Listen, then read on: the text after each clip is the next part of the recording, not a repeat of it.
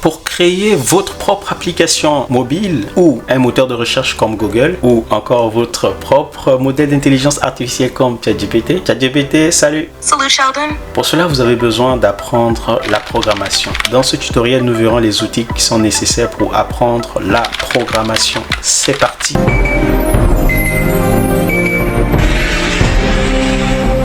Le premier outil nécessaire dont vous avez besoin pour faire de la programmation, c'est un ordinateur. Et l'ordinateur dont je vous recommande au minimum doit avoir ses capacités, c'est-à-dire 8 Go de mémoire RAM et 500 Go de mémoire de stockage. Au mieux, si vous avez des moyens, vous pouvez vous procurer un ordinateur de 64 Go de mémoire RAM et 1 Tera de mémoire de stockage. Ceci sera nécessaire et utile quand on va entraîner des modèles d'intelligence artificielle.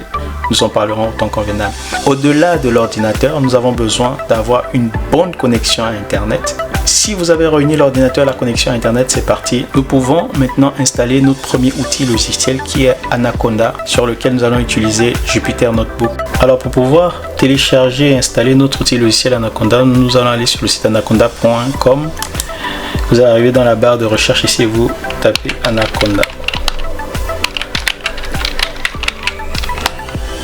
Vous arrivez sur le premier site qui vous est proposé, anaconda.com, et vous cliquez dessus et vous arrivez sur cette page et vous pouvez skip. Alors on arrive sur cette interface de téléchargement dans Luna. On peut télécharger si on a un Windows, et moi j'utilise en l'occurrence là un ordinateur avec un système d'exploitation Windows. Ceux qui ont un Mac, vous pouvez télécharger directement la version la plus facile à installer. Et vous voyez, en fait on va utiliser Python sur Anaconda, et la version de Python qui est sur Anaconda c'est Python 3.12. Alors pour télécharger, ceux qui ont un Windows, vous pouvez cliquer dessus pour télécharger, et vous voyez là ça télécharge. Et donc je vais couper et je vous prends après le téléchargement. C'est parti. Voilà, là vous pouvez voir que le téléchargement est terminé. On va ouvrir le fichier dans le dossier téléchargement, et là nous avons notre fichier d'installation. On va double-cliquer dessus et vous voyez l'installation commence. Juste appuyer Next. La licence, généralement on ne prête pas très attention à cela, donc vous pouvez être d'accord.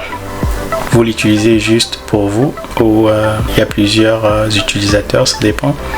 Moi je l'utilise juste pour moi, donc je mets Next, et là vous choisissez le dossier où il sera localisé et vous cliquez Next et créer un raccourci sur le bureau. Donc vous pouvez toujours continuer à installer.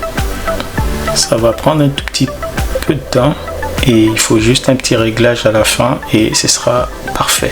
Alors ça prend un peu de temps, je coupe et je vous reprends juste après. Voilà, notre installation vient de finir avec succès, et vous appuyez sur Next et sur Next encore, et là vous faites attention, vous décochez bien ces deux là, voilà, et vous finissez l'installation.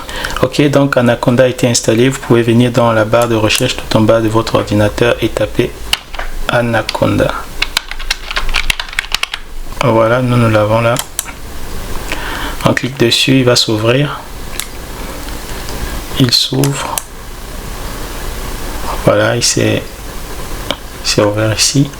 Et nous, ce qui nous intéresse, ce sera lancer cet éditeur de code Jupyter Notebook. Voilà, Jupyter Notebook étant lancé, et on vient sur New Python 3. On clique dessus et donc on arrive là sur cette interface, et ce que vous allez juste faire, ce sera juste faire quelque chose de traditionnel qui est en fait toujours en programmation. Ce sera print justement hello world, et on appuie sur la touche contrôle et entrée.